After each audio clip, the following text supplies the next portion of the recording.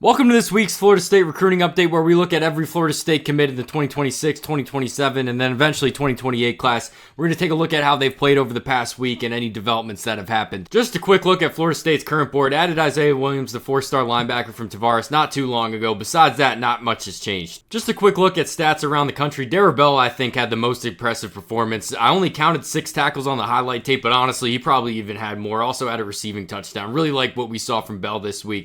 Jasen Lopez also all over the field against St. Francis. Really impressive performance from him. We're going to start by taking a look at what Lopez did this week.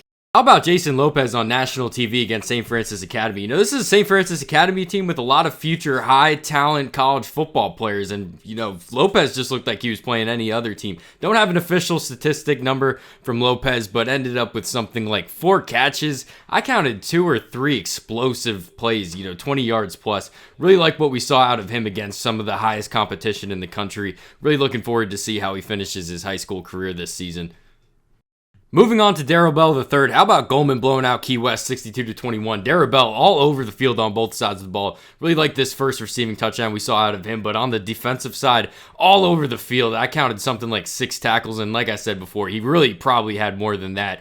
Really like the physicality that Darryl Bell III plays with. That's something you can't teach. Really like the athleticism he has as well, but just has an edge to him when he plays football. That's something that you just cannot drill into a kid.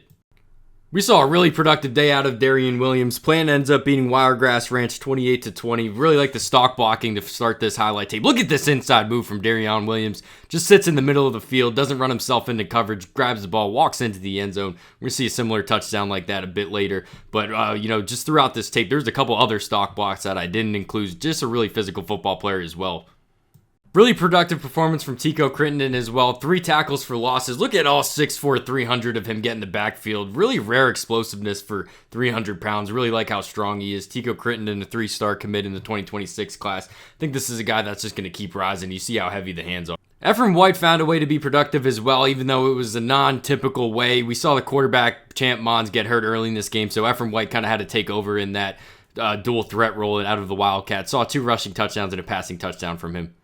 The Langston Hughes Panthers improved to 2-0 with a 42-7 win over Mays. Really like what we saw from Xavier Tiller. Just kicks ass in the run game. Really like the low pad level. Just really gets after it in the run game. See him also add a receiving touchdown. Tiller's one of the top-rated tight ends in the 2026 class. We're going to wrap up with the highest rated Florida State commit in the 2026 class, 5-star cornerback Chuck Kennon. I have a feeling we're not going to be able to find a lot of defensive highlights his senior year just because they're not going to throw to him. Similar deal on the junior year tape, so we just kind of have to watch the athleticism on the offensive side of the ball. Look at the track speed here, just gets caught up at the last second. Taking a look at the Florida State varsity team, going to be facing Alabama in the newly renovated Doak Campbell Stadium. Very excited to see how that whole project turned out because it was something like a 2-year project, I feel like. We're going to have a much better understanding of this Florida State team after this Alabama game. One way or the other. We're either going to feel really good about them going forward or, this might be a pretty long year, but we'll see. That's it for this week. We're going to be back next week and the following weeks to keep following the Florida State commit. So make sure y'all subscribe if that's something you're interested in. Really looking forward to seeing how these guys play out a lot of their senior years. And then who they add to their 2027 class. Going to be really interesting. I think that's a year for them to be aggressive to add a quarterback. We'll see how that plays out. And thanks for watching.